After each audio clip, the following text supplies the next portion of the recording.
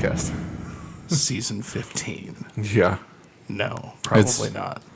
It's been a little while since Corey's been here. It has been, and I've missed it, actually.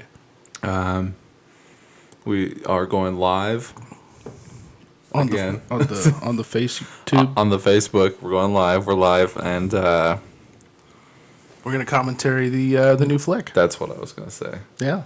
The Facebook Live people will not be hearing the audio of the movie, but we will. That was interesting. Fucking cookie. I wanted to have... I could still go get it, but I don't want to waste the time getting it. But I wanted to have the script in front of me, because I know that there's at least one line.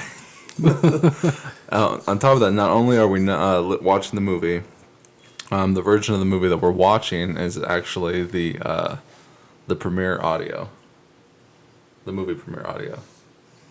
Okay, so the audio from what we saw. Yeah, so the audience reaction audio. Oh, okay. So that's Okay, what we're good. listening to. Good. I was interested to hear that. It'll mostly be you laughing because you have a loud I do laugh, have and a- you're in the front row. I was boisterous. I'm sorry. You were in the front row, right? I was. Okay. I always sit in the front row at my own premieres. All right, well, Corey, welcome back to episode 131. Wow, 30 episodes on since I remember. Yeah, take your collar off, Cookie. I've done an episode or two with some other folk. Which I have tuned into a few. Did you listen to the 3-hour long? That I did not, because I'm usually working when you guys go live, so I sometimes catch it. This is the best way to get audience members. Is on Facebook Live. Is on Facebook Lives, because no one tunes in to check out the YouTube, but they'll tune in when they're scrolling and shit like that. They're like, "Oh, Matthew's live. I'm gonna check it out for a second." Right. All right. So let me just check our peaks real quick. Peaks look good, and I also noticed, mentioning the Facebook Live, that we have quite a few views. on the YouTube. Yeah, there's 43 last time I looked at it. Which, as we speak, is on YouTube for everyone to look at if they want to. But after this, I am killing that link, and it's just going to be a private video. And what's the purpose behind that?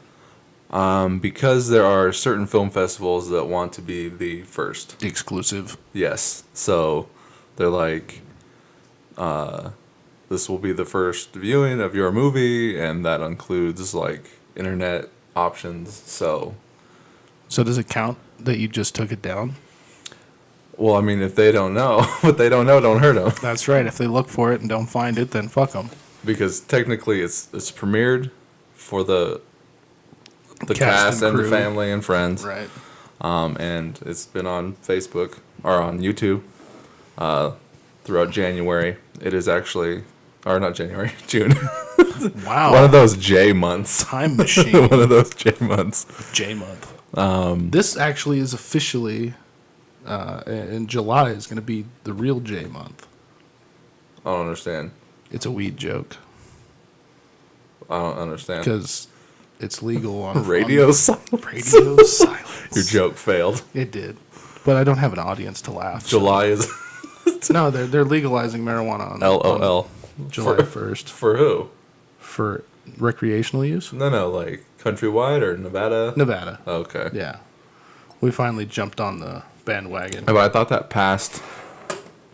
Yeah, but the legislation actually takes place July 1 Why? because they had to dress it up. And I mean, I can understand if, okay, it passes, now we put in the paperwork, but why does it take this long? It's almost like another election period it's the already. goddamn government. You know how it works. So before we jump into the movie, any kind of caveats going in? I never have any caveats. Well, I mean, I never hold do we back. need to introduce this movie or anything that maybe we want to say now in case we end up missing things because we're trying to describe something for too long? I'm not sure. I'm not sure what radio silence. I'm not sure what you're fishing for, but Sometimes when you're watching a movie and you're doing a commentary, or you listen to someone doing a commentary for a movie, right. is they'll go on for a while describing one situation and skip past a bunch of other stuff that you wish they talked about, but they don't because they were talking over that. Right. I can't think of anything off the top of my head necessarily, unless you can. I mean, it was a ball to film it. Was it? It was a shitload of work. There was a lot of disappointment. There was a lot of, trial and error and retry and refilm and rework, and we put a lot of effort into that kind of thing. Do you remember enough of this movie to talk about it? Oh yeah. Or you'll be, oh, this scene was good. No, I actually This was a good scene. I watched it again. Did you get a copy, or you watched it again on YouTube? I watched it on YouTube. Did you get a copy? I did. Which copy did you get? I got the regular DVD copy, not the Blu-ray. In the jewel case. like that one right there. Just like that. Okay. I bought some. You have a copy of God Salt? I do not. I've been waiting for that. Really? Yeah. I was giving out copies of God Salt in an orange, DVD case. Right. And so I bought blue cases for Street Toughs. Okay. So I'll make sure you get a God Salt copy in your orange case, and right next to it you can put your blue copy of Street Toughs. And I'll have the whole set. You'll have two. I'll have two of the set. So once I get those in, I'm gonna give them to people. I want to do more commentaries. I wanted more people, but it's like you talk to people and they're like, "I'm good Monday, Wednesday, Friday," and the other person's like, "I'm good Tuesday and Thursday at 1 a.m." Sorry. No, fucking people's schedules and lives and everything. I mean, honestly, with you here, the only other person I would like to be sitting here would be like Derek. Don't be a Derek. Don't be a Derek, or they'll cut your Derek off. But unfortunately, Derek moved away from us because he's a faggot. I love you, Derek. I don't even know if he's watched the movie. I would hope that He hasn't said anything to me in a while. I think I sent him the link, and I don't remember if he was like, thanks, or if he said nothing. He's been quiet on Facebook, too, so... Like, because we went to Canada. Right. And he lives in Washington. And I was trying to kind of, we're driving through Washington. Trying to hit him up on the way. But he was like, I work until 2:30. We were already in the border, over the border by then. But he wasn't responding, quick enough, though I thought maybe he got a new phone or something. Perhaps. But he didn't. He was just He's being a fucking Derek. He was just being a Derek, playing with his Derek. Playing with his Derek. At work. He was working on his Derek. All right, you ready for this? I'm ready. Okay, and I'm hitting play right now. And the movie started. So hopefully you could sync this up. I did like this new sequel production. This is the first time you've seen it? Was it at the premiere? Yeah. Because the old whatever you call animatic promo for sequel production, the sequel production's logo was the exploding of the blood squib condom. Which I thought was a rat, actually. Because you played like a rat sound effect over. But no, that's the bottle rocket. Oh, okay. It's the bottle rocket going off. Before it exploded? Yes. Okay. Because the way it was filmed, I thought it was a rat. And it was like you guys were blowing up a rat. No, it was... But that's neither here nor there. But I put a bunch of... classic hardback novels. Right. And then it's like, fuck these. And then it's a bunch of, pulp novels. Right. So, because that's kind of what I do, is these crime movies. New crime drama trash. Yes. Yeah. I mean, I make crime movies. I'm a huge horror fan, and I've yet to delve into a feature-length horror movie. Right. All right, and we're go. Street Toughs. Our names were up there. I also like this intro, the way it came together, because I had seen a little bit of the footage when we were editing and going through filming some of this And stuff. when I was done doing my cut on this, I also played through the first couple minutes through to the credits to where I show up. Right. On Facebook Live as well, just to give people a little taste. Wes Wells. Wes and Daryl Easley. Let's see, this is going by so fast. We were talking and about the fucking production logo. But it's good, though. I mean, and I really like the way this cut together because I was worried about the footage. Because I remember, seeing what you had filmed, and then here in a second when we see your truck finally. Real quick before you go on. Yeah.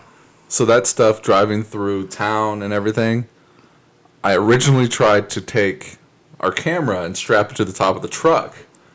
And I didn't even make it out of the complex before it turned off. But I drove all the way up almost to your place before I realized the camera That's fucked. came loose. And there was footage on there that I hadn't even put on the computer yet. And I thought we lost, like, our last few days of filming. Which would have been fucking disastrous. But I was able to get it home and get it fixed. And this, I thought it would have been cool to have, like, a dieseling noise when you shut the truck off. I don't know if you know what that is. Mm-mm. It was like when you hear a car shut down and it's like...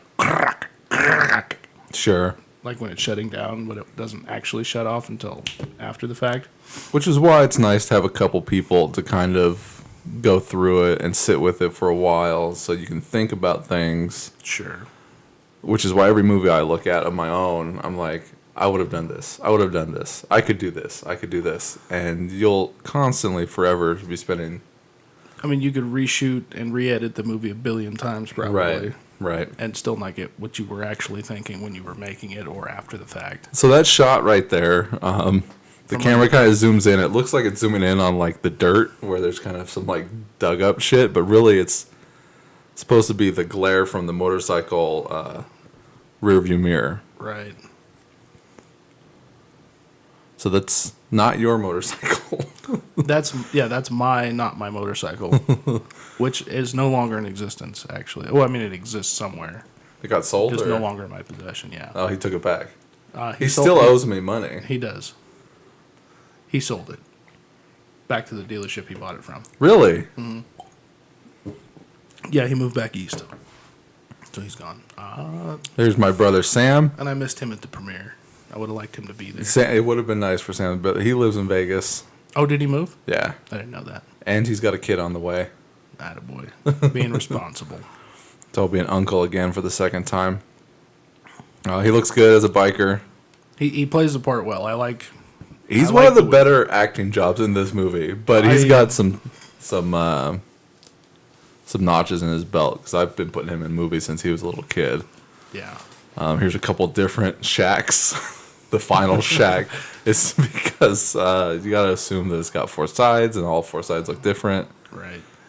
And it was actually fun for me to watch that part. I like that shot. This snake, a couple of kids across the street from you found the snake and we went and dumped it in the desert. I caught it and then we took it with us when we went to film the exterior that we're going to do right here. And I was like, let's just shoot it. And it was cool. And my wife was like, did you guys actually shoot that footage? And I'm like, yeah. I fucking caught that snake out in front of the neighbor's house. Yeah. So that was neat. Here's something that we kind of lose in the plot is where I find the cross, the rosary. Because there are 3 different rosaries in this movie. The blue one is hers. The black one was Ashley's, your old lady. And then the white one was her old man's. But you only see him in flashbacks. Right. We got some interesting graffiti on the interior of the shack here. Right. School sucks with a K. I got a V there for victory. Dick was here. I see that in the corner. Oh, hashtag Dick was here. Anarchy symbol. God Salt is dead, I think, on the bottom there. I think it says God is dead, and then...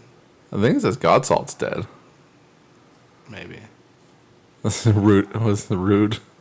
Wes's dumbfounded look.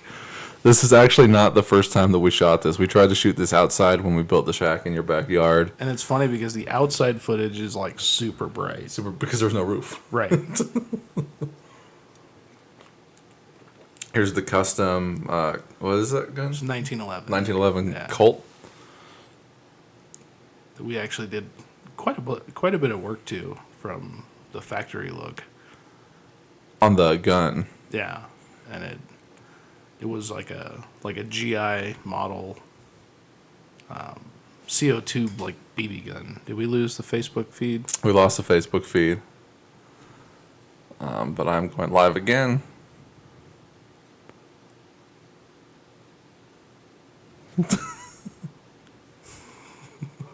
Quick, turn the camera around.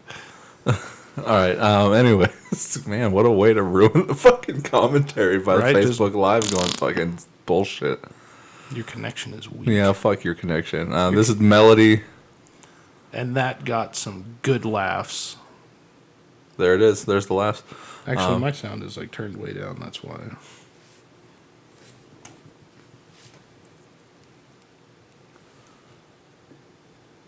Radio silence. Radio silence. Everybody's trying to figure out how to turn their fucking headphones up. But, Well, I've yeah. got both ears in. Yeah, Melody got, like, really good laughs from the crowd in the opening. Where she's putting hay in her hair. She's throwing the hay around and kind of just being a kid. And Right. I think everybody was like, wow, that's, like, really legit her just playing around. Well, all this dialogue is like TESD. TESD, which is the podcast that I took the biker. Tell him. Steve Dave. With their permission. That's too loud now. Yeah, no, this is all fucking exposition and plot points that I don't think anybody bothered to listen to. I don't think anyone knows what the movie is about. Right. There's a pervasive score that's going basically almost 100% of the movie all the way through. And I don't know where Greg got the idea to just have a score constantly going. I don't know, and It's I've okay noticed- to have yeah. not the score at some points. It is. And I've noticed that sometimes there's too much going on with that, With the music. with the music. Yeah. Which, like, because sometimes it plays over where you don't get to feel the silence or the tension or whatever going on. Right. But at the same time, it kind of makes things exciting. It has a little bit of a production value to it. It does. And the music he picked out, the stuff that he got from Triune, was good. I liked it. This thing right here. I liked it. Hit Film 3. I actually have that downloaded. Really? I haven't played with it yet, but I downloaded it when it was free. There is some laughing right there from you, I think. There was a You're him. there was a zoom in on Wes there because if I didn't do that, you would see that there's no roof to the shack. Right. I mean, if there are some points where you see corners where there's no roof, but like it could just be a dark high ceiling shack or something like that, which is fine. Sure. But we built the shack in your garage. There's the all-seeing eye. The All-Seeing Eye, that's the Crimson King eye from Stephen King's Dark Tower series. Which I'm excited for, but we won't get into that. Because that's a whole nother fucking podcast. Yeah, no, we built the shack in your garage. Which it turned out was a really great idea. Well, because we were sitting there, we needed to film this stuff, and the shack didn't work in your backyard. It actually fell down. The wind knocked it down, because it gets real windy here in the fucking mountains. Here's your introduction on the bike. Which I wanted it to kind of be a mysterious introduction. Like, I didn't want to see you, Right. essentially. And in the script, it's two bikers driving up, and we just follow them in, and we see the cache of guns and the cache of masks and stuff, but we didn't have two extra bikers, so we just did it with you. And we got Robert on the fly to play Fiasco. There's you laughing at Robert.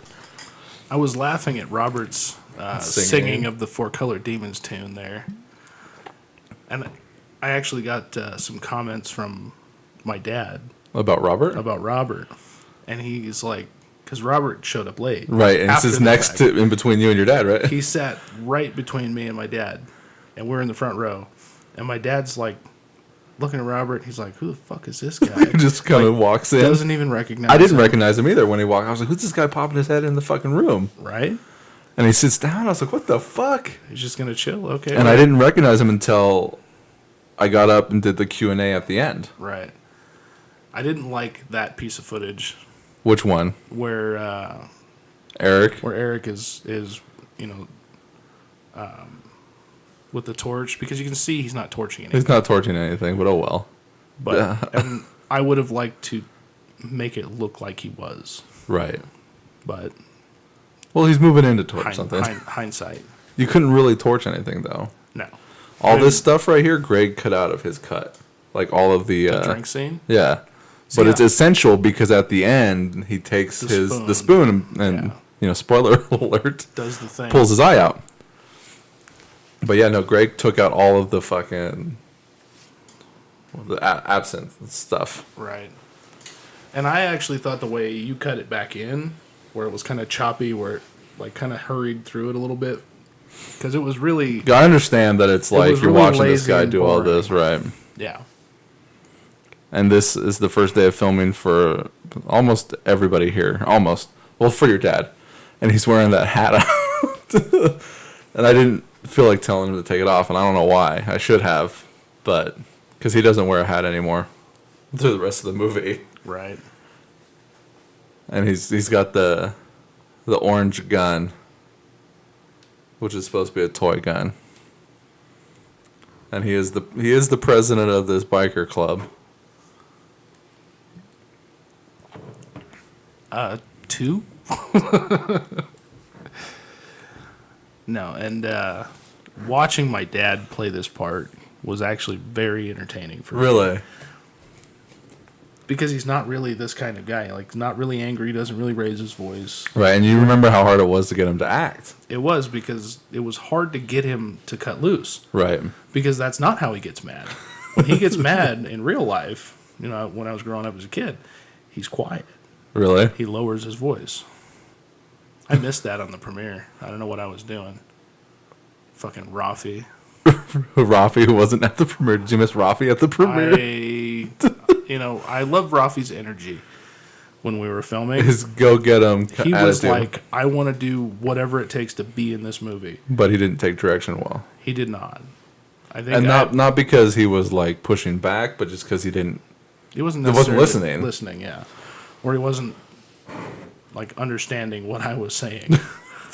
And I don't understand why he didn't understand what you were saying, because I got it. Yeah. And you know, acting, like, you gotta, if you're acting, you can throw your own thing in there and be like, okay, this is what I'm doing, I'm gonna do it. But it's like, if you didn't tell him every second of what he was supposed to do, He just stopped. right? He just stopped acting. It's so strange. And We'll talk about that when that scene comes up. we will. But I've actually been watching some actor, director commentary stuff about, you know, what it was like to get into the field and stuff, and, you know, putting your mind where the action is, what you're doing. Like, what are you doing in this scene? Right. Not what you're physically doing. Like, I'm driving a car. No. You're driving a car, but what are you doing? Right. Why are you driving the car? What is your motivation? You're going to work. Right. And then what happens while you're going What to are work? you thinking? What are you thinking? Why are you thinking this? Yeah. and Express it's- it. Exactly. And I think that's what's most difficult for a lot of, you know, our inexperienced and younger actors that we had, was they were stuck on doing what we were telling them to do, not on And of course, they weren't actors. Being- Derek being not an actor, Cheyenne not being an actor, but Cheyenne had the energy and understanding of how to act. exactly. Derek, I think we got his best work when he was drunk, and I believe he even says that in the film. I do my best work when I'm drunk. This was the first day. This was literally day one of actual filming. So it's kind of a little bit weaker than the rest of the movie, because Everybody's not quite comfortable yet. maybe that, and like, I haven't really explored the space that we're using your garage as Right. far as filming goes. Here's the stuff I shot with Dakota as the mysterious inside biker killer. Right. You can't really see me laying there in the bed. Me as a different character, as a biker that got a hit put out on him. And the transition to Wes. Telling the story. So you're telling me he had a skull face? Right. I put this in there basically for my wife, because Melody was kicking up her shoes one day and she thought it was so funny. Right. And I did get decent laughs. Yeah, a from little the bit of a crowd. laugh. Yeah. No. It's cool, babe. That's a line that I kind of stole from Cowboy Bebop. Okay. I knew it was from something. And I used to say that to Derek, too, because he was so high-strung at work and in life. So I would He tell him kind to of just is. chill out. He doesn't relax well. No, he doesn't. Unless he's fucked up. And when he's fucked up, he relaxes. No, even quite then a he bit. doesn't really relax because then he's on edge. Like, I don't get drunk or something like that. I Right. don't know. He's being a Derek. He's being a Derek. I think. Quit saying, huh, dude. And the huh line is an inside joke with Wes because we were at the beach and he was walking up to the bathroom and there was some dude just standing there and Wes was having a difficult time walking through the sand and he was like, man, it's tough walking through this sand, and the guy was just like, huh. Just gave him a huh, like he's like kind of like, fuck you, I don't care your problems. Fuck you, yeah. So, like, this being the third script that I wrote and tried to make, that huh joke is in all three scripts. I like the lighting in this particular scene because we're seeing that it's getting dark, and we use the lantern kind of as a prop light. Right, to be Not- like, this is why we can see in the dark, is because the lantern's on in Yeah, here. we have some kind of Light source. artificial light source. I was gonna say. And I put her underneath my jacket so that we didn't have to film with her Yeah, so she didn't have to be in every scene. every scene, while right? we But were being doing in the it. scene. Yeah. So we only had to film with her what we had to film with her so that, I mean, it's not easy.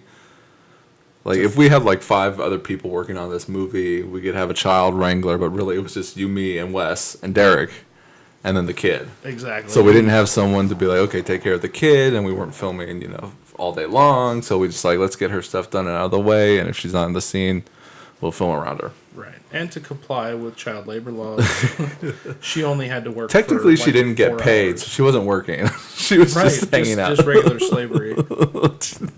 She was just being a kid. Hashtag, This- hashtag not a porno. Hashtag not a porno. This is funny because it kind of blends well, better than you would think. Like, because we're filming during the day inside your garage, inside a shack that we built, Right. like 3 walls basically, and then it cuts to stuff that's out in the desert that we went and filmed at night with a light. I mean, you can see shadows and shit, but like, it's so quick, and you're just kind of into the movie. You don't really notice that it's like right. what it is. You can pick anything apart, really. Absolutely. If you want to sit here and be like, this looks so fake. But it's a movie. It's fake. And Right. if we filmed it in the dark where you didn't see anything when you looked outside, you wouldn't be interested either. Right. So, and we always talk about how in film and stage and everything else, we have to overdo things. Right. Because So the that- audience, you're supposed to treat the audience like they're an idiot. Right. So you have to expect that things are overdone so that it explains itself. That's me on the left there. Right. There's you and Derek. Are Playing the two extras. outside. Yeah.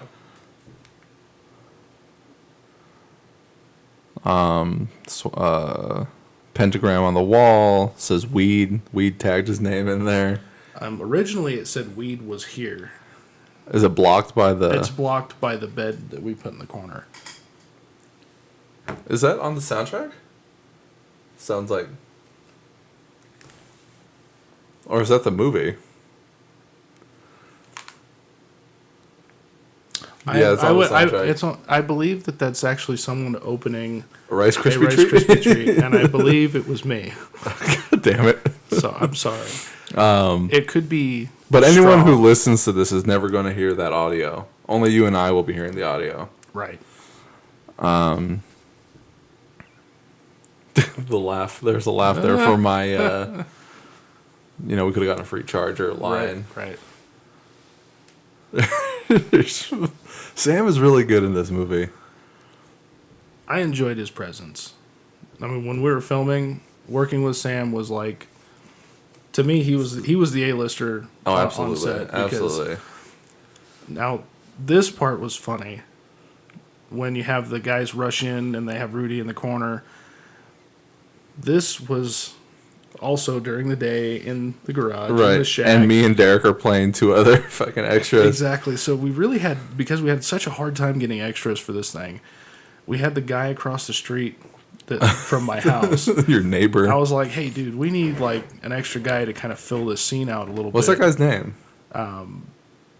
Shit, you always fucking ask me this. I know the guy's name, Will. But I mean, and he has like kind of long, And Derek's long buddy hair, came in too. like a ponytail type of thing. So I mean, they fit the part. Right, he looked good in the role. We just like hand him a gun. We're like, here, put this jacket on, hold the gun, and then we want you to bum rush this guy into the house. Did he ever talk to you about that? No, it was just like it's like, oh, One and here you done. go, one and done. You know, kind of a no problem. There's me with Melody. Time hop. I Back to the don't shop. I don't even know where to go. Yeah, like, and it's clearly daytime. And like my brother's got all kinds of tattoos. Does your dad have any tattoos? He does, but He's got a they're tattoo on his dick. they're under his they're up on his upper arms, so you can't see him under his sleeves. And he's got some plugs. Yeah, he's got the gauges in his ears. I don't think they like being called. People like calling them gauges. That's what They like to call them plugs. like butt plugs. Yeah, like butt plugs.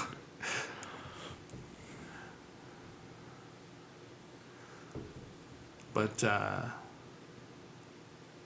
in this office, this shop space that we were using. Elson's transmissions. Yeah. Can we say that? Yeah, we can. I mean, there's a little shout out. You know, everybody who's ever been in that shop's gonna know that that's where it is. Has anyone who ever been in that shop could watch this movie? I Doubt it. I hope not. I'm kidding. And it's funny because your garage is like a separate garage at the shop, and we go from the shop into the garage, like they're in the same space, but literally they're not. Yeah, they're literally like 30 miles apart. But I thought that was a cool idea because it almost works. And whenever you open the door, there's light coming in, and it's probably light from the shop, but it's really the sun, but you never really know. And it's also dark enough inside this area in the garage where you could almost assume that it's like, okay, if it's really bright in the shop and we go into this dark garage, it's going to look like that from inside, that it's bright. Yeah. So, I mean, with the suspended belief system, you could go, oh, yeah, that's, you know, because it's been portrayed that way. Right. That we're going into this door, now we're going into this other section of the shop. Even though that's the kinda door like- opens out and in, But we never show that. but it's kind of like a foyer in between the two doors. Yeah, sure, why not? Okay, here's the green screen driving stuff. The green screen was not lit equally across left to right, Right. so it didn't really work. And Greg cut this scene out. Which I thought sucked because I like this. I love this I like scene. this exchange. And his reason was, how come Braxton and Weed, like Braxton doesn't know who Weed is. If Weed's sergeant at arms in this biker club, and Derek's kind of like the paid cop for this biker club. Right. How come he doesn't know who Weed is? Because he's like, who the fuck are you? And you're like, I'm Weed. That's Weed. But Braxton's also drunk. Right, It's Braxton dark, doesn't it's- give a shit. It's That's nighttime. my big thing, is Braxton doesn't give a shit. He's like a machine. Yeah. He just wants the money. Maybe he hangs out with the president. But he's Otherwise, he basically- fucks off and does whatever he wants. He's hired help. He's hired help. He doesn't have any allegiance to the club for any other reason than Right, and he works with the vice president. Clearly, he's here with Sid. Him and Sid know each other. Fuck everyone else. Right. And I thought that was a good exposition for my character. Right. And Greg felt that when you walk in earlier is your better introduction.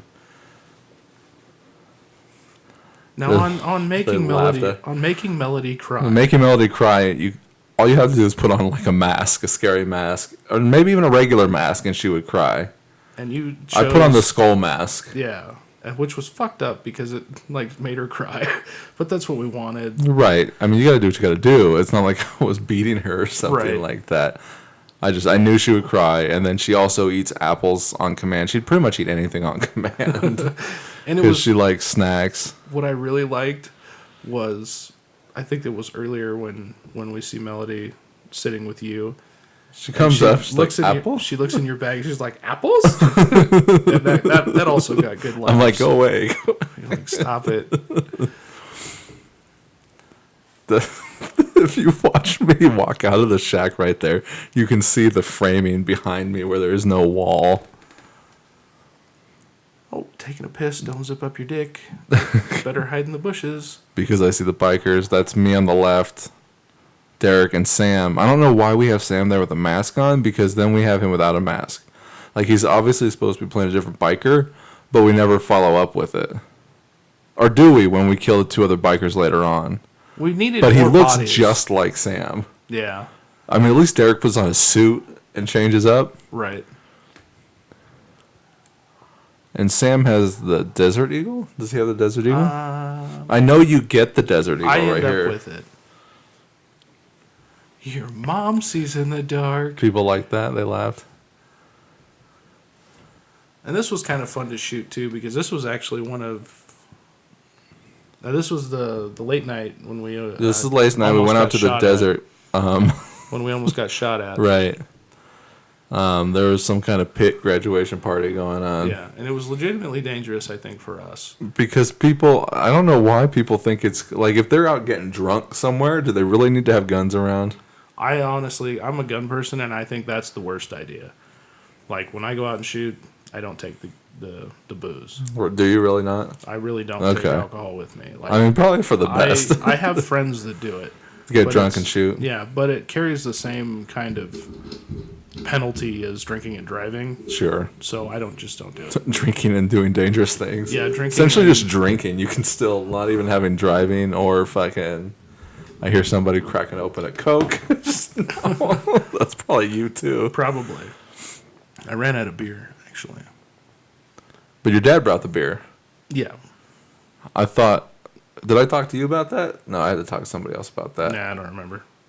Casey said, though, it was Rose that brought the beer. But then I was talking to somebody else, and they said that your dad brought the beer. Yeah, he brought like a 6-pack. Of what? I don't even remember. Because I had one. Yeah, it wasn't bad. Casey had one. Oh, that's why we ran out. And this was a separate night as well. This was our last night. This was This like your was- last night. Was this your last night? I No, think this was because- your last night. Yeah, this was my last piece of film that I had to do. And this was actually in a different place No, than we filmed the other because- section. Yeah, because remember, we were going to do this across the street in the farmer's field. But we got out there and it was too No, dark. we were going to do the other stuff with Sam and Derek. That's because right. we took Derek with us. Right. And we didn't have Sam. And then we're like, let's just do this in the night. And we got Sam. It actually worked See, out that was really well Sam's there. biggest problem, is he would never show up. And Yeah. he would never contact. In fact, that was a lot of people's problems. But Sam had a decent-sized role. And he would clam up. It was the most difficult to get him on set. And I remember this night. The same night. Is that? See, now these are 2 different nights. These 2 different nights. Because you and I are on the same night. Right. And Derek's Rose is line passed out in the car when we drove up here. Right. And You, me, Derek, and Sam. so, And Sam's tired. I mean, Derek's tired. He's not drunk. right, but on the hill. But he's up drunk there- in the scene. Right. But he's not drunk in reality. He's fucking tired as fuck. He is. He was. Tired. I don't remember. He's like, Just, remember, he's like, I don't even give a fuck I like drugs and pussy and money. and all that shit. I like whiskey and pussy.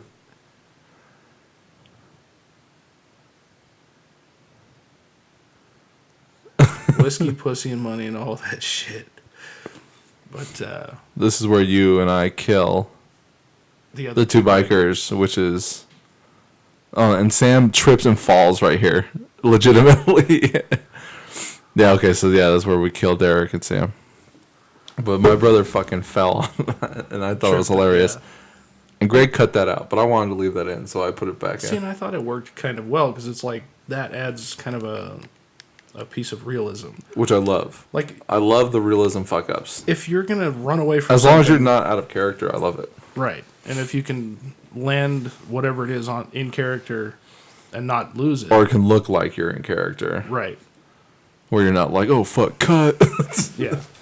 Well, and that's I think as we do this, you know, the further you and I get when we work together, and the more films we do and stuff like that, and as far as directing, letting things play out, and making people understand that they should let it play out and Right. stay in character. Well, even you fucked up too. I did. There's a scene where Melody is doing something with me, and then you laugh at her what she does, and it would have been nice to put that in, but we couldn't because you're laughing over it. Exactly. And Hold on, real quick. This olives bit with the vodka is a reference to the movie MASH, where the dude comes in. He's like, "You got any olives for this martinis?" And they're like, "No, are you crazy?" And he has his own olives. Right. Which also got decent laughs. And Greg cut that out. Bastard. I love Greg. I really do. But He chopped up the movie. we have different visions, though. Absolutely. You have an absolutely different vision than he does. So that's a toy gun. God damn it. Oh, well, good. Derek's stuff was shot on a different day than this stuff right here. And it's kind of funny that, Like, this stuff right here was shot different than the last stuff with Daryl, like 2 seconds ago. right, Derelict. derelict. Now that gun that he just used was actually one of 2 blank guns that we used in the film. Actually, we used the other ones at the end. We use all of them. But Because the orange gun's a blank gun, and this gun's a blank gun. But it was cool. Oh, shit, you can see the orange fucking plug on that last shot where he's pointing. Just for a split second.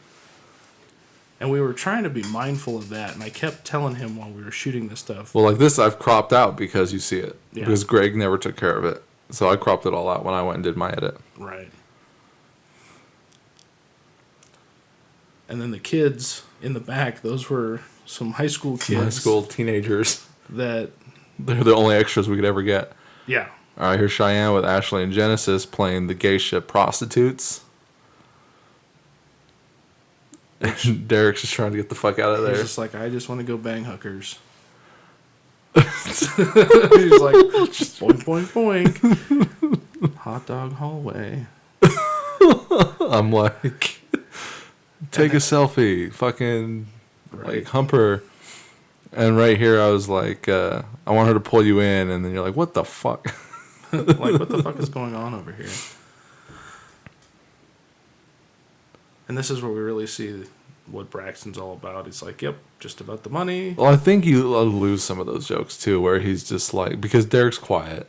He is. And that's kind of what we wanted from the character, was for him to be real undertoned, real, like, very straightforward, robotic kind of guy. But it was hard to get it on mic. It was hard to put it on camera. Now here's an interesting thing. So I wrote Cheyenne's character, Nikki, for Gabby, and then Gabby seemed like she wasn't gonna be able to do it, so I gave it to Cheyenne. And then Gabby's part, Pablo, is written for a dude, her boyfriend, who didn't do it. So I gave it to Gabby. So it's a really weird, fucked up situation with everybody. So Gabby's playing a man in this movie, but she's a woman. I mean, which is fine because it doesn't really matter. It's just a movie. Yeah, It's just just a people movie. being people. Yeah, and really the same scenario can exist between 2 women. Yeah, absolutely. Especially in this fucked up world of our biker gang, and she's a club member. She's a club member. where that's totally not realistic for the most part. She's got, a prospect patch. I mean, but for like a 1% club, a woman in a prospect, or women prospecting for a 1%er club, not likely. Yeah, I don't think. Now, if anybody out there in real life would like to comment as to whether or not that's realistic, And here's another thing too. The scene looks like there's 3 different women. but really that's Gabby. Yeah, so getting her when ass beat. when Gabby is with the girl, it's Cheyenne as the girl. So right there, that's Cheyenne. But when it's Cheyenne with the girl, it's Gabby as the girl. Right. Because we didn't have a third girl. But we shot it, and it looks like it. It looks legit. And here, this scene right here too. We were supposed to go and refilm those 2 dancing with like a strobe light like this. And then when Greg brought this movie back, having edited it, I'm like, oh shit, he did it in post. Nice. And I actually had commented at the premiere that I really liked the way this came off, the way Greg made the lights work and the strobing and the flashing. And I just love how creepy Derek looks right here. Super creepy. He comes in and it's just like, all right, I'm getting ready to get freaky right now. Well, it's funny because me and Derek took off, and I let Cheyenne film that so the girls wouldn't be uncomfortable. And we're at work, and we're talking about it, and Ashley, who plays one of the girls, is like, oh, so Derek is, like, fucking us in this. And she thought it was funny because she's like, because Derek will never get to fuck me in real life. Ouch. Fucking burned him. Because Derek was all into both of them. Right. Like, super. And sadly, the focus issues that we had with a lot of the film, I think were like 90% my fault. Because we were doing a manual focus for this movie. So because there were times where the camera would try to grab different focus points. Right. And we didn't always forget, or we didn't always remember to turn the wheel to focus up on what we wanted to focus up on. And I think that part of the problem is you're blind. My eyesight is actually part of the problem. Should you be wearing glasses? Probably. This is another scene where I like the music because it was real, like, here we go, some shit's gonna go down, and it built up. This scene, I wanted to be in Spanish.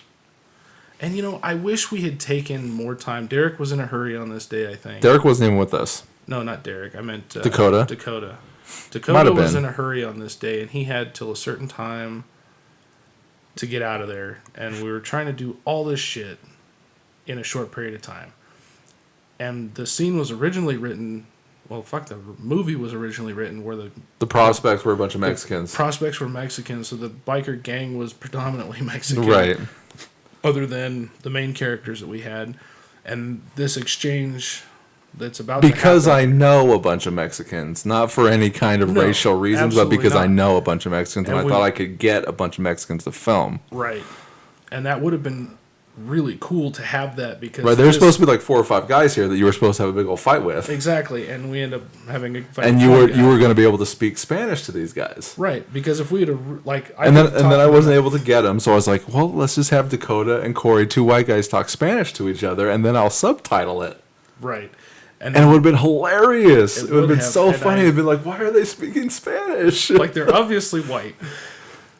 Can they not tell each other is white? But, I mean, this little fight interaction you have that you guys kind of choreographed works, too. And it looks real good when we do cut that thing in half. And I'm pretty sure you punched him 3 times on my cut, and Greg was like, oh, it was only 2. I did punch him 3 times. But I left it. Yeah. I think one of them was off time or some bullshit. It was, I don't know. I think he just cut one off. Yeah. And I thought the 3 was better. How's your back, by the way? Is your back better? It's getting better. It's not. It's still only getting better. I mean, it's always going to be getting better. This is where Corey claims I fucked up his back. That's where I fucked up my back. Doing this movie with you. I'm not going to blame it on you.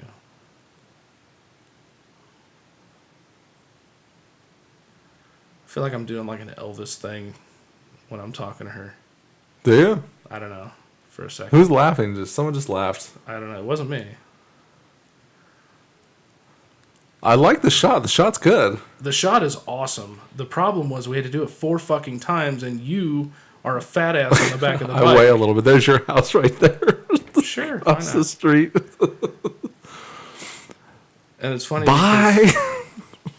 We use my house across the street as Rudy's house later in the movie. So we kind of film back and forth across the street.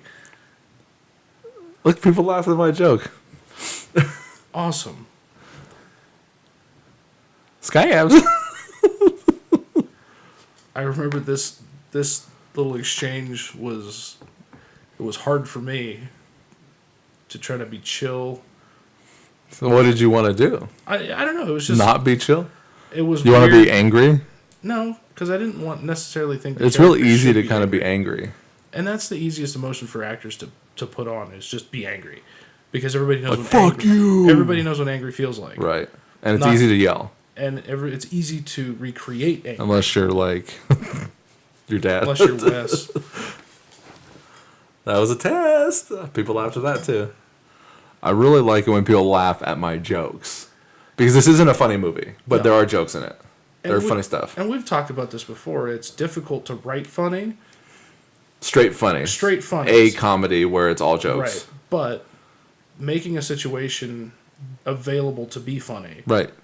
is the trick. Yeah. And I I think a can't lot sit of, down and write comedy, but I can write funny stuff. right, and a lot of the stuff that gets laughs is supposed to get laughs, and it worked well because it was just allowed to be funny. It was delivered the way it And should it have. allows the audience to kind of let go of some of that nervous laughter when things are so serious all the time. Right, because really the movie Rather is than laughing pretty at serious. rather than laughing inappropriately at stuff, it Which is gives what I that do. like gas relief valve, which is fine when you're like, I can sit down and I can watch a dramatic movie Right. for the first time, and then after that point, I can laugh at all the funny stuff in it or the goofy stuff or like, oh, there's so and so doing that thing again. Right. Here's your big monologue. Did this go off better or worse than you thought? I wanted to know what you guys thought of I liked the it. actual footage. But you'd have to talk to somebody else. Because I told you I liked it. It's what I wanted. Mr. fucking spent a half an hour to memorize it, and I still have to cut it into 5 or 6 different pieces. Hey, you know what? Fuck you. How about that? Do Cash me the outside. time. Cash me, Okay. shut the fuck up. Dude, that wasn't even popular then. It wasn't. And now it's not popular now. I remember filming Was this. sock. That's the Filipino word. The Tagalog word was sock, which is kind of like you're saying, I'm broken. Right. And I remember filming this, and when we were done, I had put myself so... That was the last thing, because you were going to work right after this, right? Yeah, like right after we filmed that, I was like, okay, I gotta peace out. There's a guys- bunch of different people there, but really it's the same 3 people, and we split screened it. That came out really fucking good. Nobody said dick about it Right. because it just looks legit. You could bag of dicks, fucking scumbag. Greg, cut that out. Greg, cut that fucking scene out. The whole thing? That whole thing right there. But we expect that from Greg because of his clean preference Sure. for editing. And But it's so fun, and people laughed at it. It There was did. a laugh. It got a laugh. This right here where Derek is kicking the rocks right, comes from like last year when Rose's parents were coming into town. There was a big old fucking hullabaloo of who was going to go pick him up. Her daughter or her nephew, and her daughter and her nephew were fighting with each other back and forth over like text and phone and shit. right. And Ivy got all like, well, fuck him. He can go fucking kick rocks. I thought that was so funny. So I put Derek in there kicking rocks. That's great.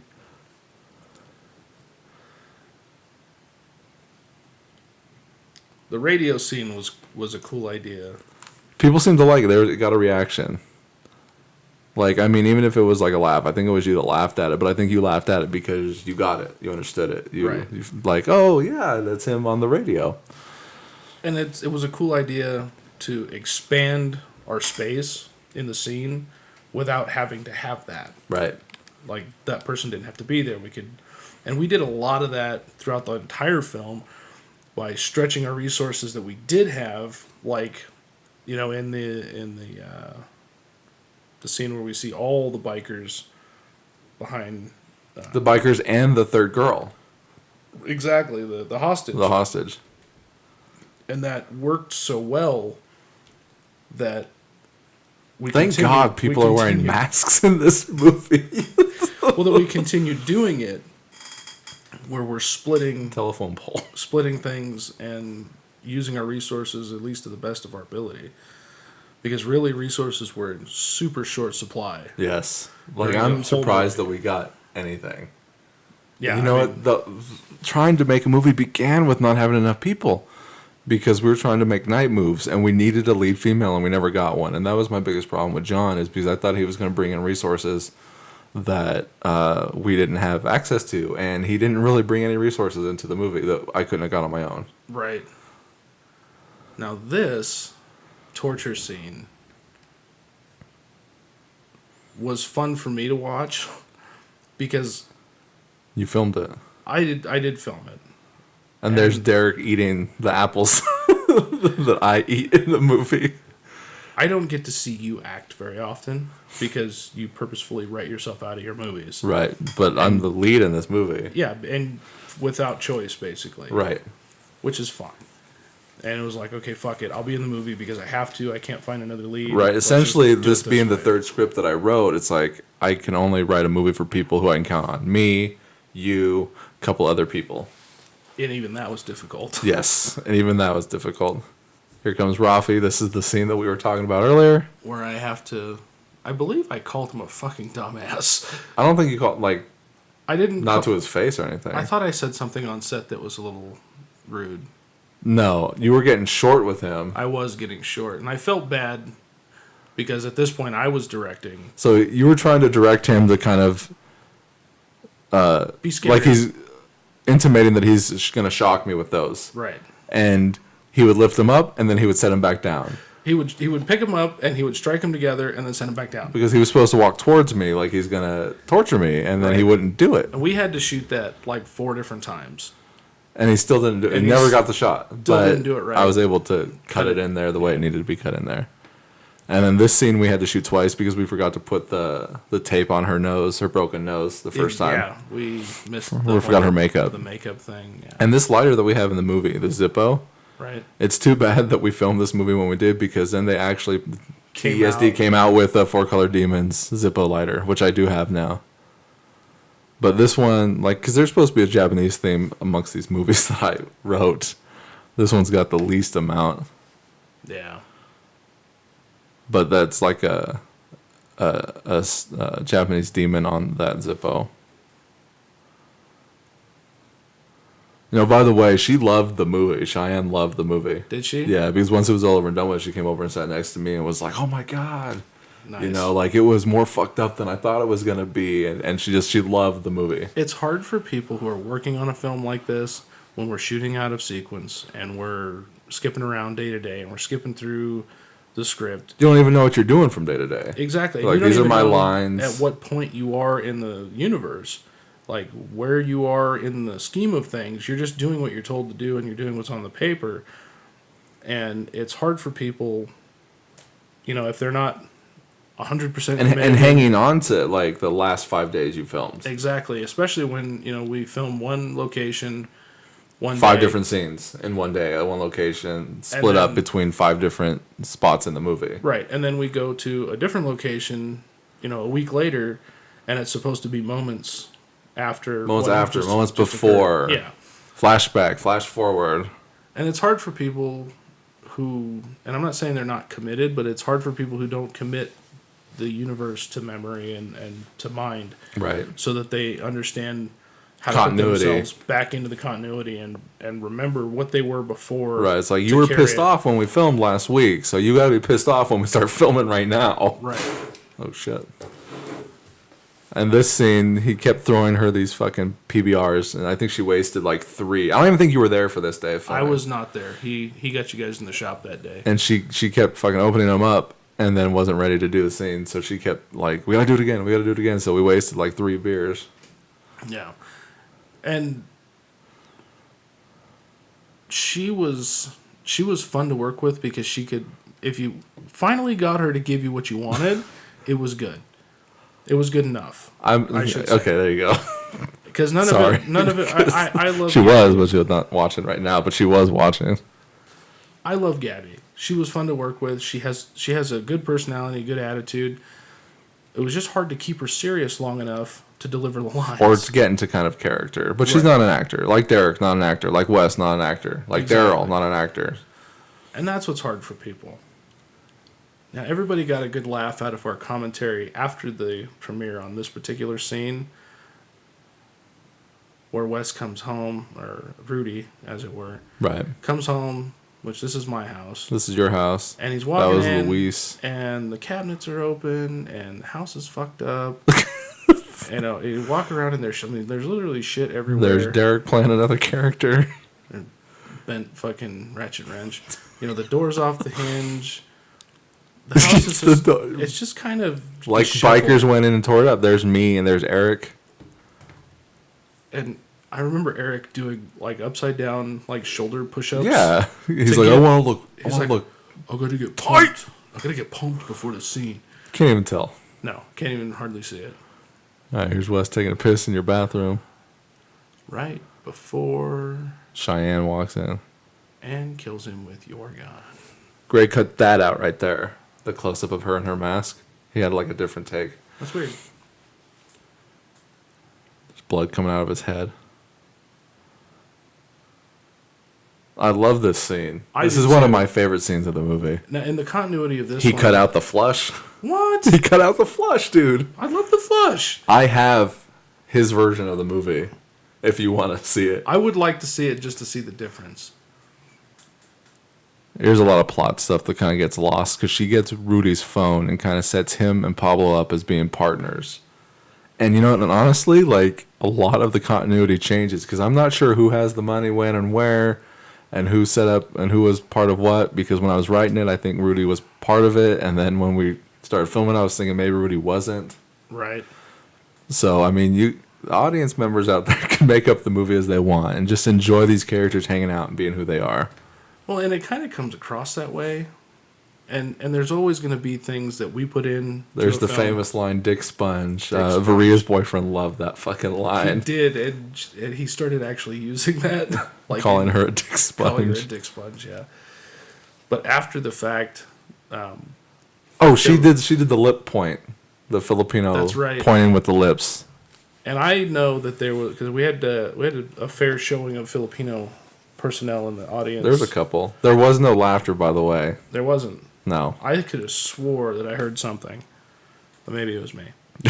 She's fucking drunk. I was halfway drunk. Well, you were like, We did a bunch of shots We before did the do a movie. bunch of shots. Which I think is the only way to do a movie now. Absolutely. And I feel like You're very comfortable in this house. Like, you know where all the light switches are. that's kind of because. Oh, your kid's on the wall there. Did you see him? Oh, yeah. Yeah. It's like he's sitting in a bathtub or something. This line gets a laugh. Like, they get that line where she's like, yeah, no, fuck him, he's dead. You're like, no, he's really He's dead. actually dead. And this, you do a good delivery here, too. Like, your delivery right there is great. He fucking killed him anyway. And it's funny because when I watched this at the premiere, I was pretty fucked up. Like, to start with. You know, it's funny, her boyfriend was like, man, you made her a real bitch in the movie. And it's like, yeah, I kind of gave her this bitchy role the entire time. Right. Like, she's just a huge bitch the entire time, and then you're always leaving her for my character. This is my reference to Spider-Man when he dumps his fucking Spider-Man costume in the comics. He's like, fuck this, I'm going to go do something else. Yeah. Which sucks because, like, the cut looks good. And you don't get It to wear the does. cut anymore. Yeah, and that, as an actor in that particular role, it made me You sad. lose your Spider-Man costume. Right. So you're not I'm Spider-Man, not Spider-Man anymore. Now I'm just some dick with a baseball bat. and like a regular shirt on. Yeah, like a boring ass T-shirt. And here's your dad doing his lines like over like a loud system. And this is a split screen shot. Which I thought was an interesting take. An interesting way to put it together. But it brought them closer together because there was so much space between them at that time. That's out of focus, that shot right there. But you know what? Playing on the big screen like that, it almost all blended. It was almost hard to tell, yeah. That's the knife from the Night Crime Moves. America. Night Moves, Crime America. I don't think it was in Night Moves. I think it was in Crime America. It was. This scene was hell to film because there was so much sexual tension between those two in a joking fashion that it was hard for them to be serious long enough to shoot that. I think it was hard for Gabby to be serious, but Cheyenne was a pro She did until well. the end. Until she changed her hair color. Literally, before I gave her the part, I was like, you cannot change anything. Are you going to be able to do this? Are you going to commit fully? Gabby's watching herself die right now. No, she's not. It says she's watching. Yeah, because when she pops up to watch it, it says that, and it doesn't go away when she leaves, and it would have to have a 1 right there next to the I live. didn't know that. But that went away almost immediately when she started watching. Thanks for nothing, Gabby. You're a brat. It's hard to film her dying because she kind of smiles in the scene. Right. And you know what? Like, my logic behind her dying the way she did is that it's not a cinematic death when in real life people tend to do what they do when they die. It's not always about overtly dramatic acting when you die. Right. Because sometimes people don't necessarily die smooth. Gracefully. Gracefully. That's the Yeah. word I was looking for. She breaks the key off in the lock there. A lot of this stuff gets lost. But like I said, watch the movie and hang out with the characters. Exactly. And there are all kinds of things that we put in here and we sprinkled throughout the film that people don't get, like the jacket sleeve.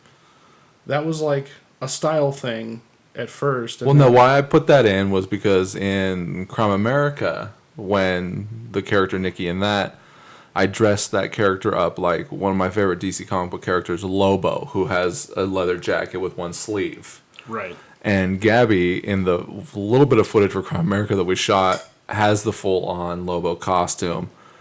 But she kept all those props, and it didn't make it over to Cheyenne when I switched the roles. Gotcha. Right here, it looks like you're getting bonked on the head. In between scenes, you take him out. Right. There was another thing I wanted to talk about there. What were we talking about? We're talking about the sleeve. No. Before that, we're talking about nuances and little sprinkles of shit that we put in the movie that people miss. Oh, no. What I was going to talk about was Cheyenne's leggings. Oh, okay. We were talking about costumes and stuff because I didn't mention her leggings. So she's got these interesting leggings that I saw in Japan. I saw someone wearing them in Japan. I almost bought them immediately because I thought they looked really cool. Right. So that's what that is.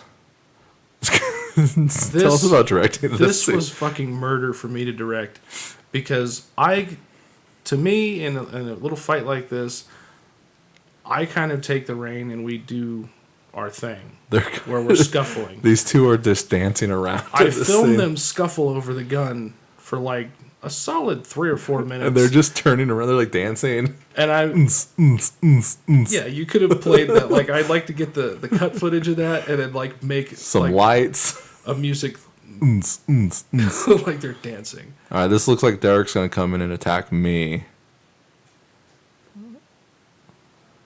But instead, he kills Dakota, who takes it in the dick once again for one of my movies. He gets shot in the dick in Street Meets Pavement. He gets his guts torn out in God's Salt, and in this, he takes it to the dick and gets chopped up. This is the point where Derek's character, who is a police detective, Braxton the Axe Murdoch, which I think gets kind of lost. He switches sides, and then he takes off before I get out the door. And that's obviously you, but it's supposed to be ambiguous as to who that is that grabs me because you don't know that you escaped. Right. That gets lost. It does. Ashley, your wife, she gets stabbed by Rafi, but she doesn't really get stabbed, and that gets lost too. And I can't think of how I can make that not be lost in the movie because she's faking to be injured and dying to see what her dad does, but it's a really quick moment that I didn't really capture enough of to kind of get that point across. They didn't get to play long enough. Because he's all about Nikki, who is his niece, whereas Ashley is his daughter, and she's just seeing how he's going to react. But he's like, where's Nikki? Where's Nikki? Nikki's, my number one. Nikki's the one that's taking care of things, and you're not taking care of anything. Right. And she's like, okay, fine, fuck you, I'm fine. It's just a scratch. And then she goes on and puts her makeup on to finish this business. Right. And Greg cut out where I spit blood, and I forgot when I edited this. Mm-hmm. So it's not in here, because I forgot to look for it and put it back. Because you spit blood. That's why I've got blood on my mouth and everything, because I spit blood from this position where you're sitting on the floor and you right, spit off. Which is why everything that we shot in this movie after this point, there is blood on the camera lens. And I had to crop that out in every single scene where there's blood on the camera lens. I didn't notice. Yeah. This is where you find the money. What have we here? Because this is supposed to be Sid's car.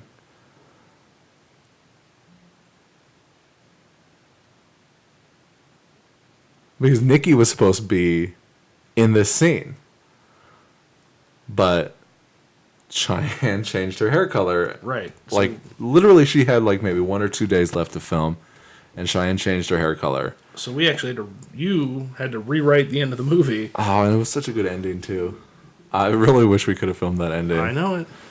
But it would go from her having red hair to having black hair to having red hair again in another scene that we'd already It shot. was because of the continuity of how we shot things. That I couldn't change it, and I didn't want to because this is my movie and I want to make my movie. And if you fuck with my movie, then fuck you. Right. Everybody loved. That I keep forgetting to ask. That blue strand of lights, that right there. Yeah, do you want that back? Those are still there, right? We forgot to take those. Yeah, we left them in the window. No, leave them. Now, we ended up using a different geisha. No, this was supposed to be Ashley and Genesis again. He was supposed to be banging 2 chicks. Right. But we got one of Cheyenne's friends. And this scene we choreographed with Eric. Which I think wouldn't have come out as well without him. Because he had a lot of great ideas about how the fight was going to work. And it goes by so quick. It's done It in like does. 2 seconds. And fight scenes are like that, and When you're not like I feel like- parkouring all over the place. yeah, I feel like without more space and spending more time going back and forth, it's hard. It's hard to stretch it out. This was funny. It gets a laugh. She's supposed to live after this, and she's supposed to come back with bandages on her face. But because of the hair color change thing, I just left her dead. Thank We God we kinda- filmed this because otherwise I don't know what I was going to do. Jesus. Also, you stepped through the floor in the bedroom in there. I did put a hole in my mom's Did you fix bedroom. that? Yeah, it got fixed. And now Derek's part of our crew, and I'm feeling better. Yeah, you feel much better. I after feel being much. tortured. And having some water. I'm good to go. Yeah, a couple of aspirins, a little bottle of water. I don't know. You look a little groggy still, I guess. Not like a guy Well, who's because we filmed this on a different day. not like a guy who's been cooked with fucking jumper cables, but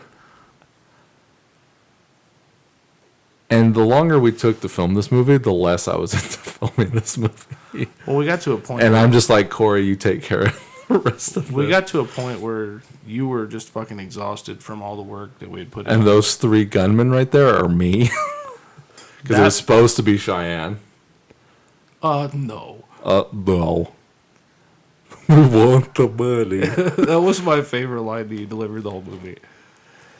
Varia said she felt like she wasn't reacting in that scene. Like she should have I felt think- those cuts. Facially, she was worried, but I don't know. Kind of Maybe in shock, too. yeah. Because she also goes from being free to captured again. All right, here's you and Derek playing bikers, shooting up the shack where you know we're at. Because we don't have the kid anymore, and it's just like, just take him out. It's like, fuck these guys. Let's just kill them and get the money back. And we actually did take out a bunch of real guns and shot the shit out of this thing. And we went down to the gas station and filmed this scene. I think we had to do it a couple of different times. There's me in your reflection of your sunglasses.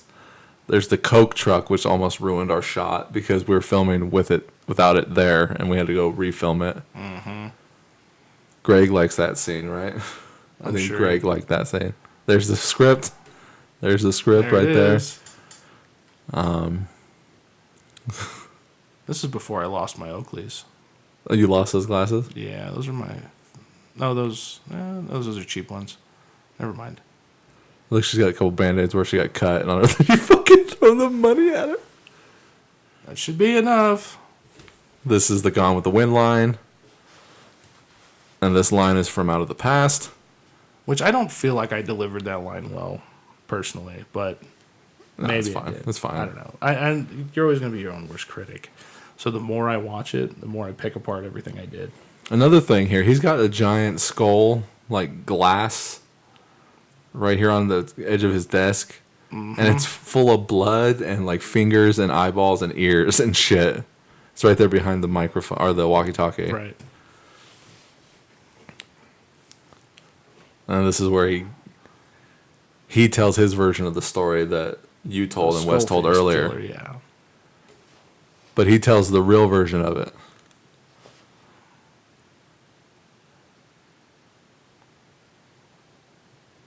And he's taken it back. And she takes the gun that we thought was a toy the entire time, which is her way of hiding an actual gun. And it was- Disguised as a toy. Hilarious when we filmed this.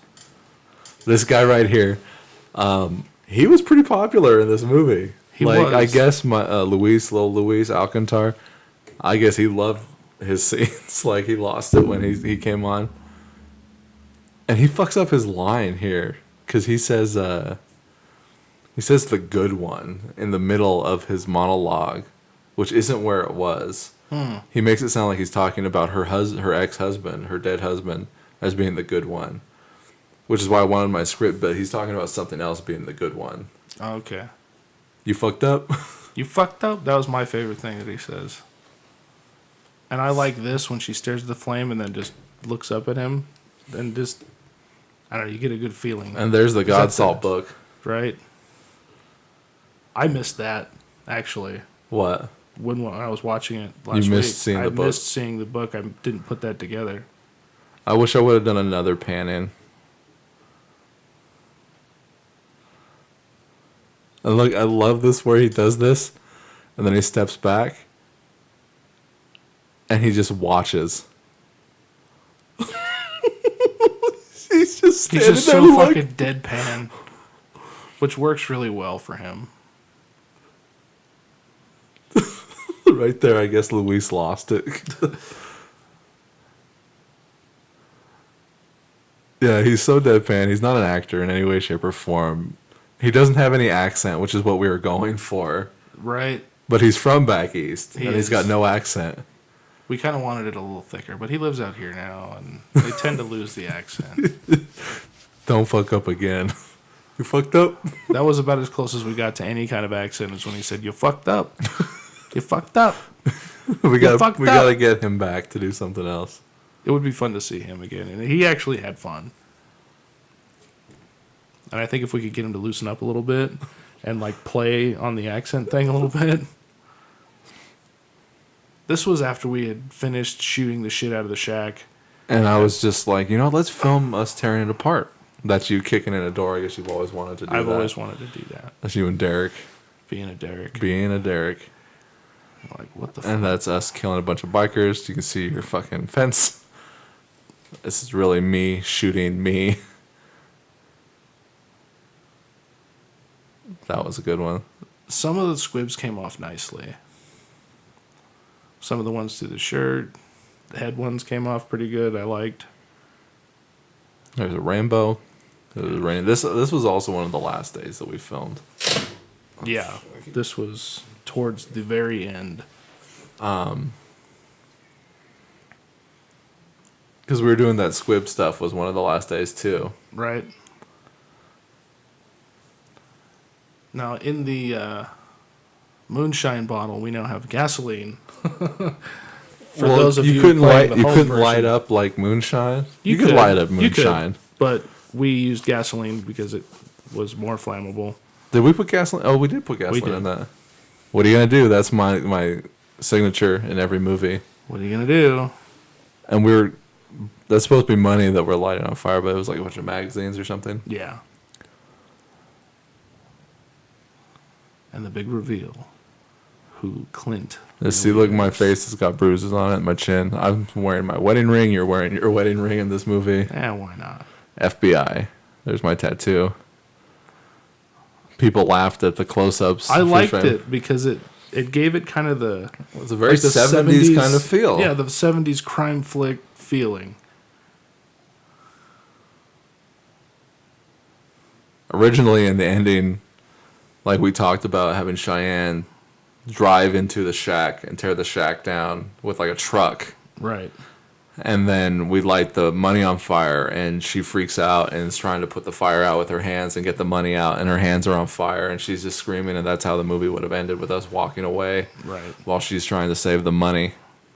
Which I think would have been hilarious. It would have been fun. powerful too. It would have. And this was more of a...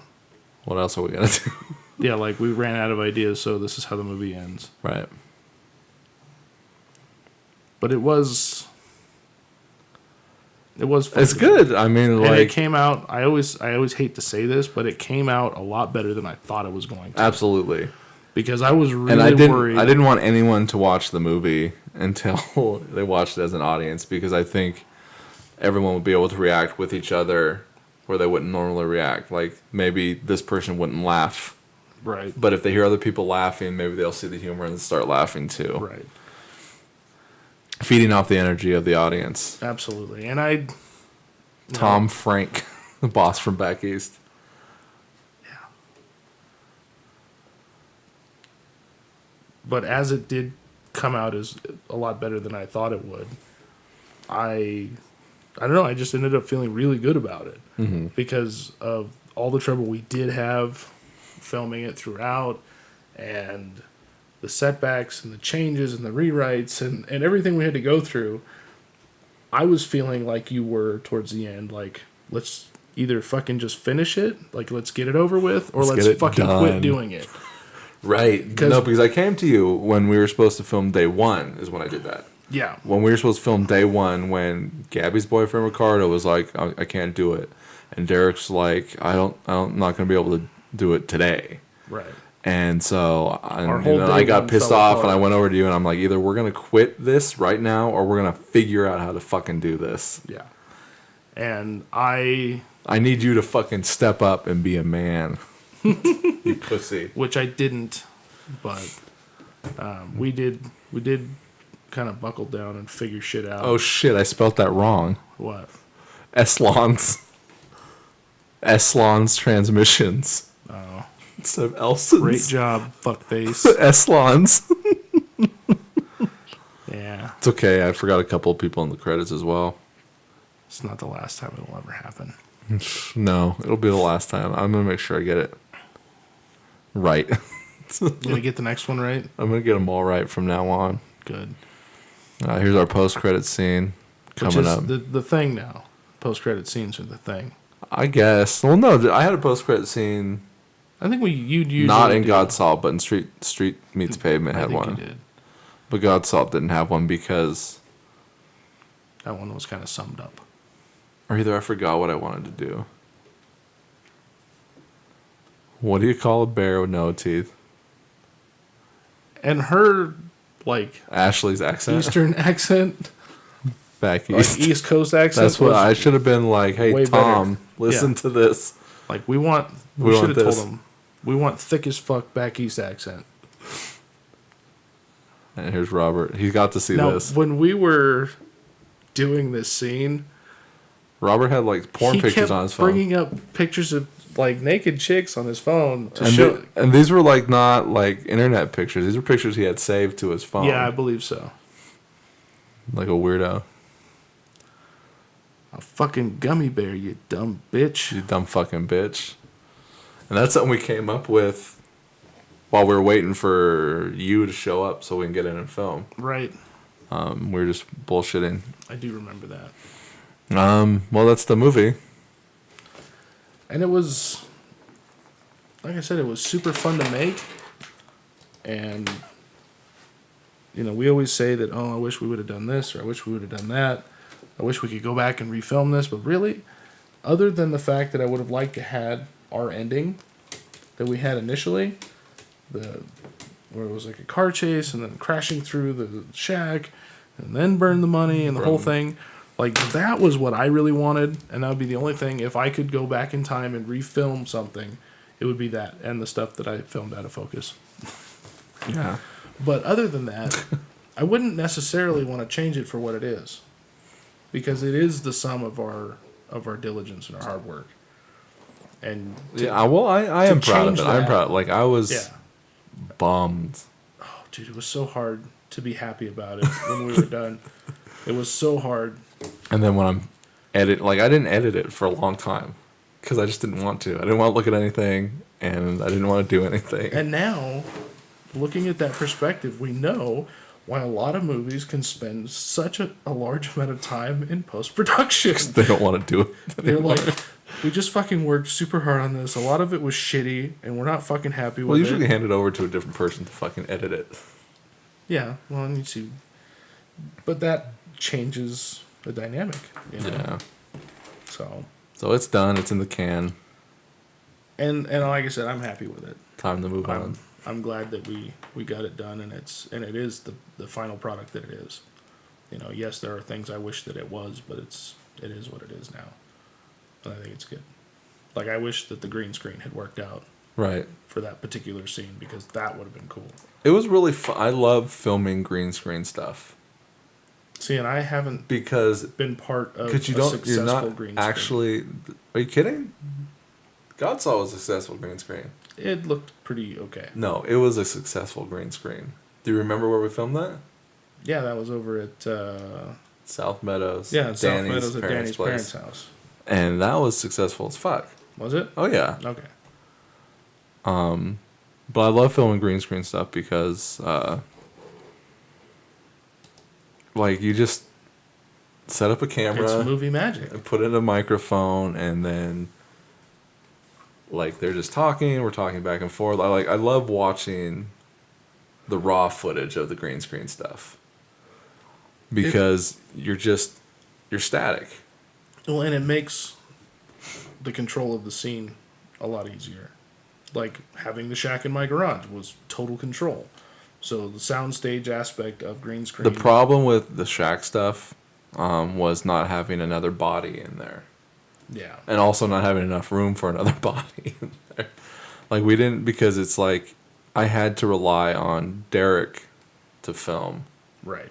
When you and I were both in a scene, or when I was in a scene. And like that's a problem that I have with making this movie, is that I couldn't be behind the camera enough 100% of the time to make sure the shot got right. And you know, nothing against Derek, but like no, but he's not. He doesn't have the artistic vision that I minded have. That way, right? Yeah. And I would like to think that I at least try to see your vision.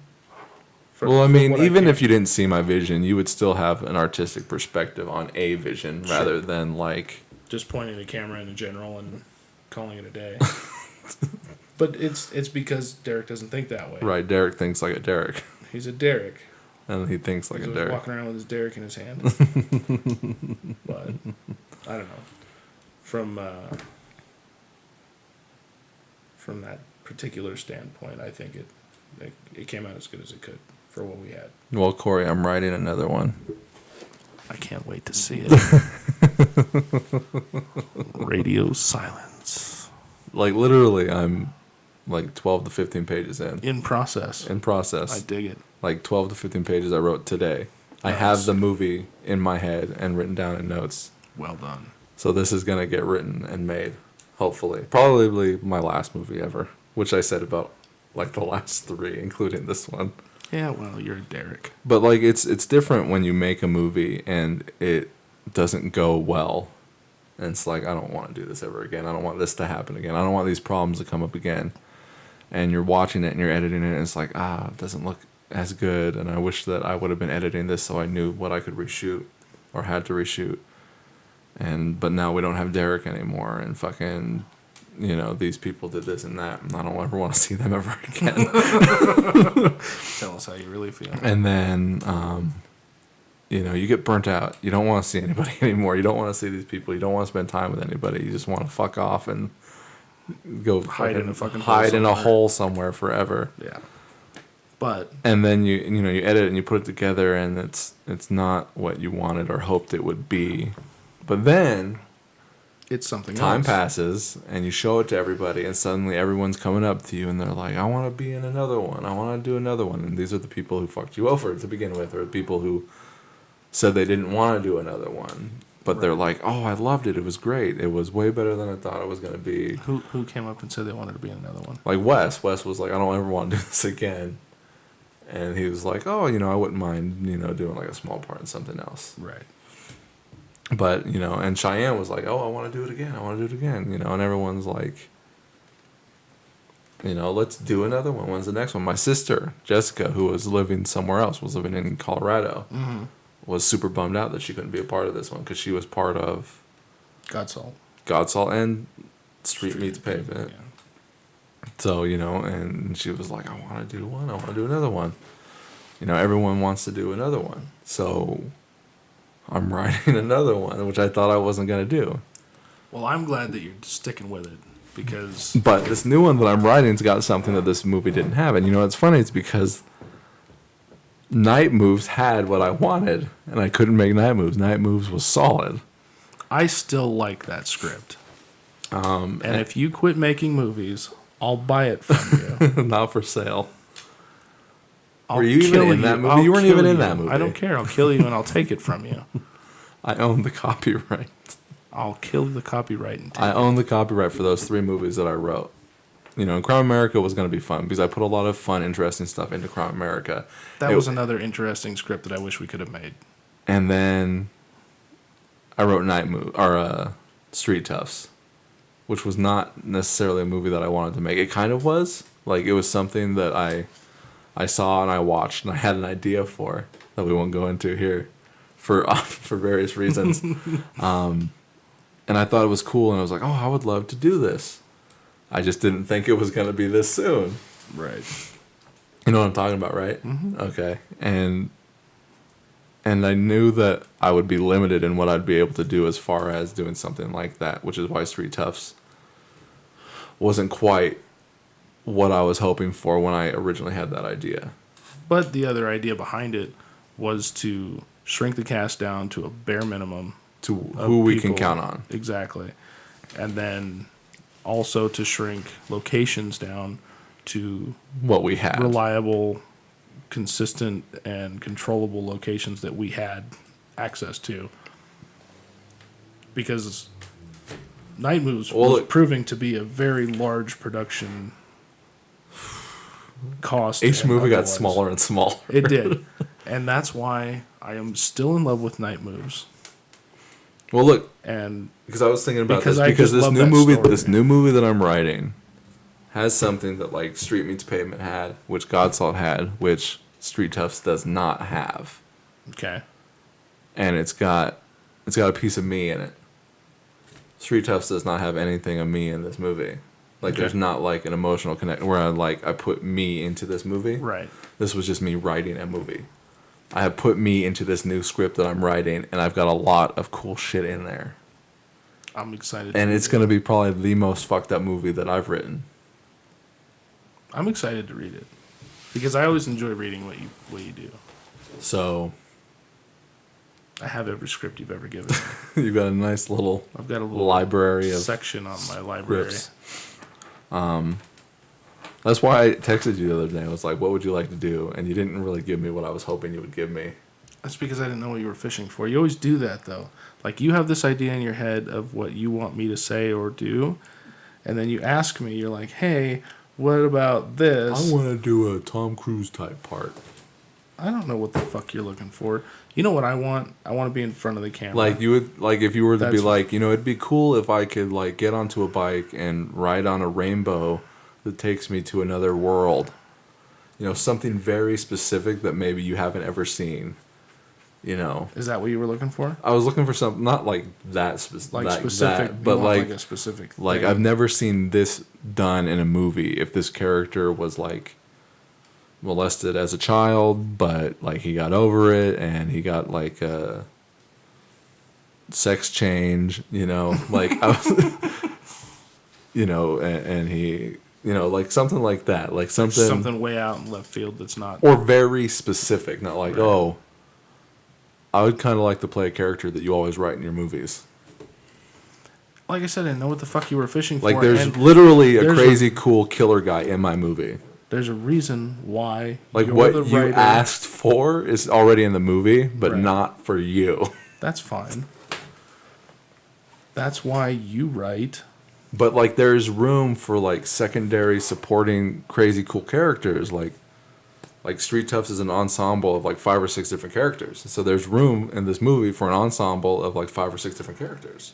Right. Like there's this guy and this guy and this guy and this guy, and I only have like 3 of the 5. So if you were like, oh, it'd be cool if I played like someone who was molested and became, a woman. Why would I come up with that?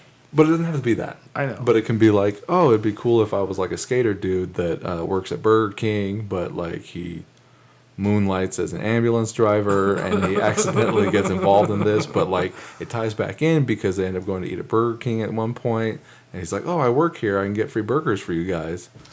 Something like that. Right. That's what I was looking for. But you didn't give me any of that. And that's why you're the writer. And I'm sorry I was of no help.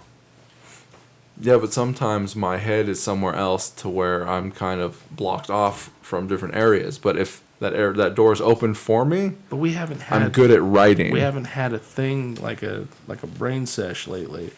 I know, but that's okay because this movie's on my own. Which is why, like, you know, I had to tell Robert this, like, because Robert wants to collaborate on something.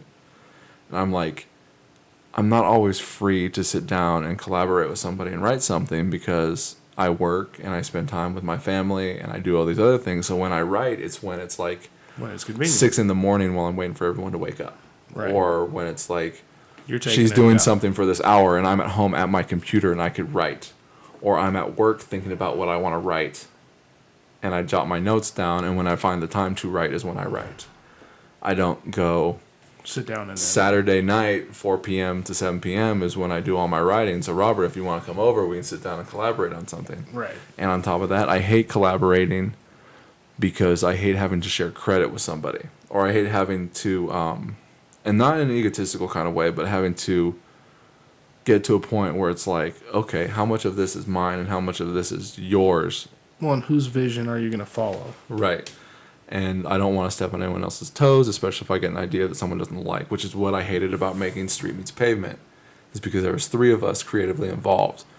And it was supposed to be 3 of us writing, 3 of us directing, but Greg basically directed the whole thing because he didn't really give any kind of opening option for someone to step in and direct also.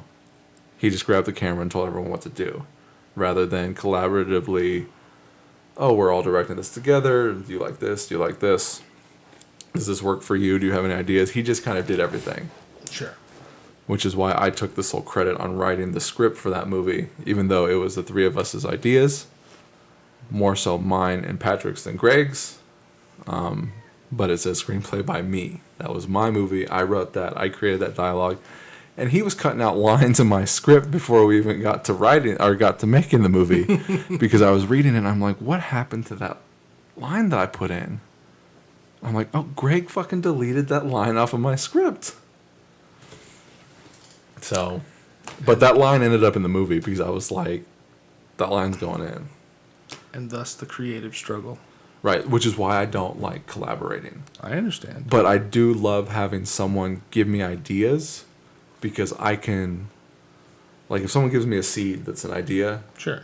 I can put it into a pot with fertilizer and watch it grow, and I can create that. Sure.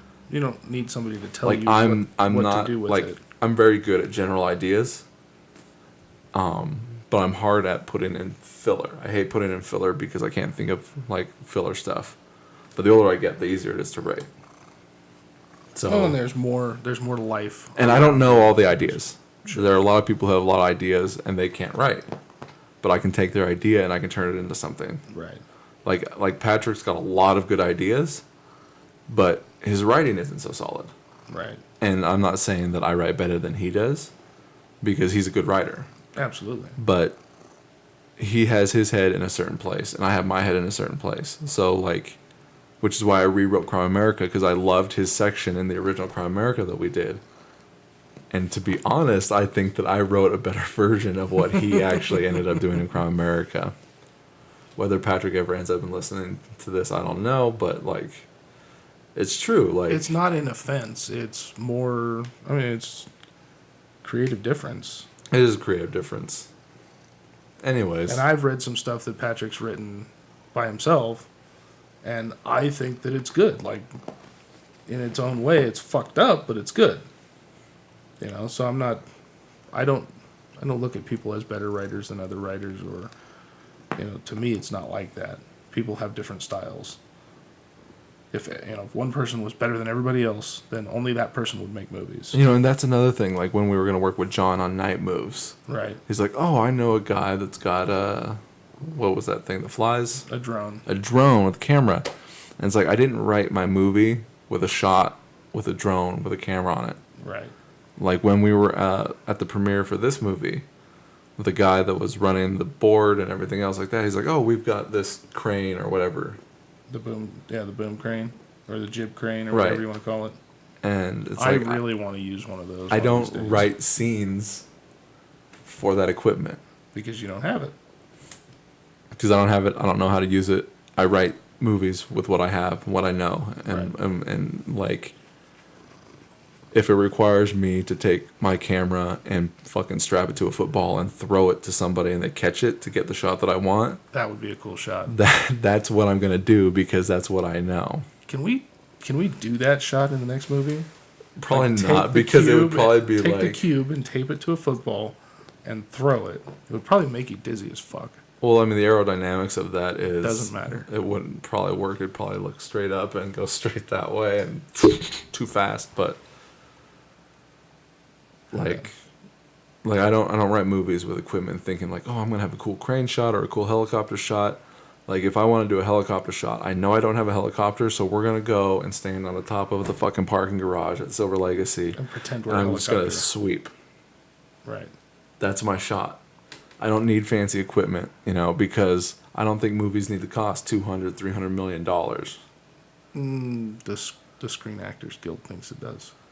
Why do they think Because that? there are day rates, that's why. And That's different, though. And That's different, though. minimum budgets. That's different, though. I know. I'm just giving you shit. Well, yeah, but like if I had a budget, it wouldn't need to be that large, but I would need the budget to pay the people to do all these things rather than having to do it all myself. Yeah, or ask people to do things for free. But I mean, like, that's why I can't think like, oh, I would love to use this equipment because I don't know what this equipment does. Right. Like, See, and I- oh, there's a big crane and it does a sweeping thing, but like, I don't know where I would shoot that. I don't know how I would shoot that or what I would shoot that on because what I write doesn't require these things. Right. And it's still just as fucking good. Sure. And I like the idea of that kind of I like equipment being because, in a conversation. I like being in a room with the people that are acting. Sure. I don't do these sweeping kind of epics. I do personal things like these 10 people, this is what's going on in their lives. Their lives do not have helicopter crane shots. You're no fun. I like, when I cook a meal, I'm not cooking it live via satellite somewhere else. I'm cooking it with my hands. I'm looking at it, I'm watching it, and I want the audience to feel like they're cooking it. It makes sense, and that's your style, and it's good that you have that because a lot of people do things that other people do. Now, I, on the other hand, like crane shots because I think they look cool. But how does it fit into... A lot of times it doesn't. Where would a crane shot fit in Street Toughs? Off the top of my head, I don't know. But the use of the crane is not to shoot Like dialogues. for me, It's not to shoot dialogues. It's not to shoot... It's to open up a scene. So... maybe in the opening credit scene... for this, if you were going to use it in this, you could have taken a shot of something to expose an area. I thought of a few places we could have used it in Night Moves, just reading the script, that could have been cool places to use it. maybe. But if that's But not for your me, style, the story isn't like these wide sweeping things. No, it's not. It's Like the I story was don't designed to be think small. that like, oh, this shot is going to be really good. I think is the dialogue and what the actors are doing going to make sense and look good. Sure. Like for me, it's not a matter of the equipment that I have. It's that I have the artistic integrity and talent to make the movie good. Like the equipment might suck dick, but the script and the acting is solid. I want to make sure that this glass that you're drinking out of is going to hold water, not that it looks cool. Right. Because if I go to pick it up, it breaks. And then I don't have any water or whatever I'm drinking. You know what I mean? Yeah, absolutely. And I'm not disagreeing with you. Like, I'm just saying there is a place. which is why I don't understand For spending a some lot of reason. money on certain things. Not just movie-wise, but it's like, why would I spend $500 on that object when I can get the same thing that is solid and works well for $5? And that's a different state of mind of how you value things. It really is. The only reason I would spend $500 on the same thing is if it's the only way that I'm going to get it is for $500. Fair enough. Like, I know that's the only one that exists. This is the only time I'm going to be able to get it is right now, and the price tag is $500. I'm going to spend the $500 on it. Which sucks when later on in life, it's like, oh, here it is for $5. Like, god damn it. But it's the same thing. Yeah, I wish I hadn't spent $500 on this fucking thing when I could have got it if I had waited 6 months. Right. But that's me. It's life. That's life. And I think that's the end of this podcast. I think that's enough. It's 1:43 a.m. This is the Sexy Late Night Sequel Podcast edition. We haven't done a Sexy Late Night Sequel Podcast in a long time. It's true. Not since we moved to days. Remember, we used to do this every Thursday night when you got... When I got off of work. No, you weren't even working. No, that's right. I was... I don't know why we was podcasted so late. I have no idea. I don't remember a lot of things. But it's from years of drinking and driving. I think it was just because you had to put your kid to bed and everything else like That's that. what it was, because I used to wait until after dinner, after bedtime. Bedtime was at about 8:30. Right, and you'd come over at about 9:30, and we would sit in the garage and we'd podcast. Yeah. And you had that funny joke about James Bond. Do you remember that? I do remember I said something fucked up. And it was, and that's why the Scabs line ends up in fucking Street Toughs. It's because of that. That's because of the James Bond the joke. James Bond joke where you're like, That's they because went to Sean Connery, and they're Connery. like, hey, we had to scab in this other guy. And I fucking laughed so hard. But it was because they replaced Sean Connery for like one movie. One movie, and then they brought him back, and they were just like, hey, we had to scab this guy in, so Yeah. would you like to come back? This other one didn't do so well. And I laughed my ass off. That was a good joke. Yeah. Fucking scabs. Well, anyways, I hope everyone enjoyed the movie. If anyone enjoyed the movie. If anyone bothers watching. If not, oh well. I enjoyed talking. I enjoyed watching it, and... It's late. Go to bed, people. All right. Thanks for listening. I'm Matt Ponta. And I'm I don't Cody. even think we introduced each other. We at the didn't, but beginning. they know who the fuck we are. We're the fucking stars of the show, and they know that. Hopefully there's another one, and hopefully you enjoy that one.